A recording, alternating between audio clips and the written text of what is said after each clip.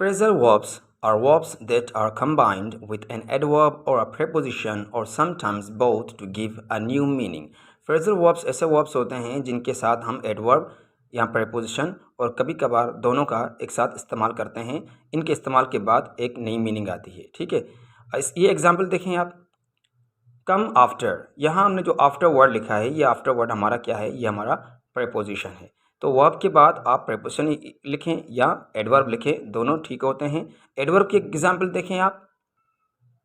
Turn down, यहाँ हमने जो डाउन वर्ड लिखा है, ये डाउन हमारा क्या है? यहाँ पर ये हमारा एडवर्ब है। ठीक है, यहाँ हमने एडवर्ब का यूज़ किया है। तो वर्ब के बाद आप प्रेपोजिशन यूज़ करें या एडवर्ब यूज़ करें, दोनों ठीक होते हैं। कभी कभार हम दोनों का एक साथ इस्तेमाल करते हैं। इसकी एग्जाम्पल देखें। पुट अप विथ, यहाँ हमने जो अप लिखा है ये एडवर्ब है, विथ हमारा प्रेपोजिशन है, तो दोनों का भी एक साथ इस्तेमाल करते हैं। कम आफ्टर, अब देखिए यहाँ मैंने आफ्टर वर्ड ये लिखा है, ये हमारा पार्टिकल है। पार्टिकल क्या होते हैं? देखिए वर्ब के बाद कभी भी आप प्रेपोजिशन या एडवर्ब का इस्तेमाल करते हैं फ्रेजल वर्ब बनाने के लिए, तो वो जो प्रेपोजिशन और एडवर्ब होते हैं वो पार्टिकल कहलाते हैं। ग्रामर में उनको हम पार्टिकल कहते हैं। चलें इस फ्रेजल वर्ब के एग्जाम्पल शुरू करते हैं। टीयर अप, टुकड़े टुकड़े करना या फाड़ देना। To destroy a document etcetera, उसने खत पढ़ा और फिर फाड़ दिया। She read the letter and then tore it up।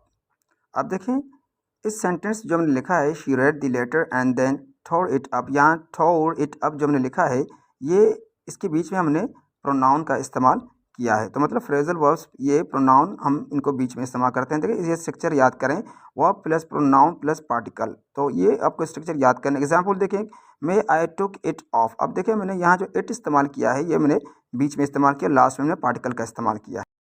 अच्छा, ये जो सेंटेंस है, may I take off it, अच्छा सॉरी फॉर दैट कि मैंने इसको टुक पढ़ा, ये टेक है, टुक नहीं है। ठीक है, may I take off it जो लिखा है, ये हमारा सेंटेंस क्या हो गया? रॉन्ग हो गया, क्योंकि हमने इसको लास्ट में इट का इस्तेमाल किया है। तो प्रोनाउन जो होते हैं उनको हमें बीच में इस्तेमाल करना है। इसको हमें करना है may I take it off. Okay. Structure 2, verb plus noun plus particle और verb plus particle plus noun. देखिए वर्ब के बाद अब नाउन का इस्तेमाल करें, फिर पार्टिकल का, यहाँ पहले पार्टिकल का फिर नाउन का। नाउन की सूरत में ये दोनों करेक्ट होते हैं, लेकिन प्रोनाउन की सूरत में तकरीबन करेक्ट नहीं होते हैं। एक एग्जांपल देखें आप। She tore the letter up और she tore up the letter. देखिए फर्स्ट सेंटेंस में हमने द लेटर पहले लिखा, फिर प्रीपोजिशन, सेकंड में पहले प्रीपोजिशन, फिर हमने नाउन का इस्तेमाल किया है। तो ये सूरत में दोनों क्या होते हैं? दोनों करेक्ट होते हैं। ठीक है। But when the object is a long phrase, it usually comes after the particle। जब आपका नाउन एक फ्रेज की सूरत में हो तो आप हमेशा उसको पार्टिकल के बाद इस्तेमाल करें। एक एग्जांपल देखें आप। For example, she tore up all the letters that he had sent her। अब देखिए पहले हमने tore up लिखा है, फिर उसके बाद all the letters लिखा है, तो ये हमने प्रीपोजिशन के बाद नाउन का हमने इस्तेमाल किया है। ठीक है। But some phrasal verbs are inseparable, कुछ ऐसे फ्रेजल वर्ब हैं जिनको आप सेपरेट नहीं कर सकते हैं। For example, I am looking for it, आप इसको ऐसे नहीं कह सकते हैं I am looking it for, ये रॉन्ग हो जाएगा।